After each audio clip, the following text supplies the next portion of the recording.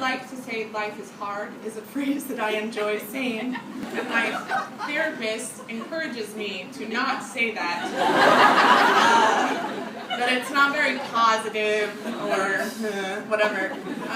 So, to really stick it to her, I like to say things like, sometimes I experience life as being perfectly difficult. She doesn't like that either.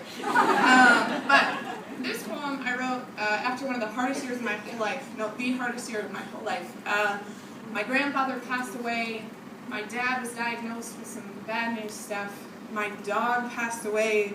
I went through what I hope will be the worst heartbreak of my whole life. And on top of all that, I didn't really do anything to make that year any easier on myself at all. I did a whole lot of hanging out down here in the muck, in the dark space, because it's easy to get stuck down here sometimes, or to just choose to hang out down there sometimes. So if any of you are there in the dark space or in the trying to work up space, my heart sings for you for sure.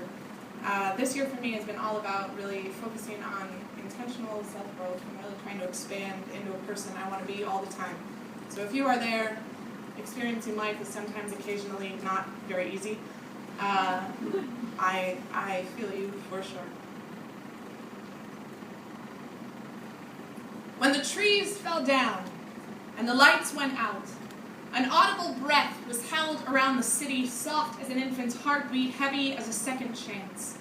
When the rain took a pause and the lightning became not that bad, we rode our bikes free as the day we were born, naked from the ground up. There has always been magic in a storm even the weatherman didn't see coming.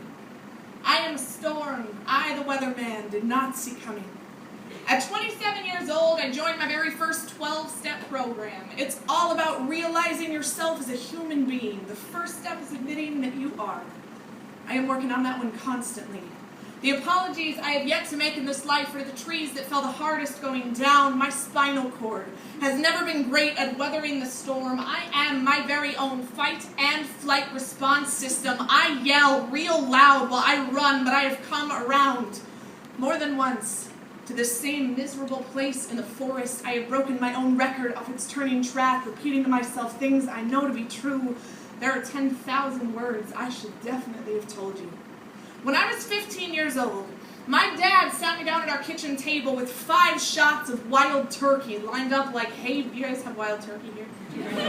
Of wild turkey lined up like, we were just in Sweden, they didn't know anything.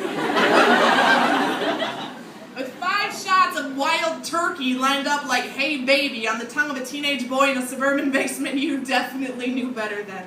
It was less punishment than learning opportunity, but it took the better part of a crying hour to get them all down. To this day, that is the most drunk I have ever been, but at 15, it's difficult to appreciate such awesome attempts at parenting. So out of spite, I refuse to allow myself to get sick. This is why I blame my father for the way I hold things in. Communication has never been the key to my broken hope chest. I blame my mom for my bleeding hope chest that has nowhere to run. Some days I feel like a volcano with a plug stuck in my drain pipe. I am an excellent listener, terrible at talking back. I have always found it easiest to hide my dirty laundry in a closet with the door closed and a padlock. I am not good at asking for help. I am not good at taking a stand. I am the kind of person who makes lists of things to tell my therapist. When I see my therapist, I will list her this. 1, there are mornings I wake up already crying, like the weight was too heavy even for my dreams. 2, unworthy is a word that takes up so much space. 3, on the days that I believe in God, life is easier. On the days that I don't, I am nothing but a poison circling the drain. 4, whatever unholy is, I have been that. Whatever holy is, I am dying to become. 5, I imagine when you decide you are enough. Peace is a feeling that finally makes sense. The last one I always say is a question, a hopeful song.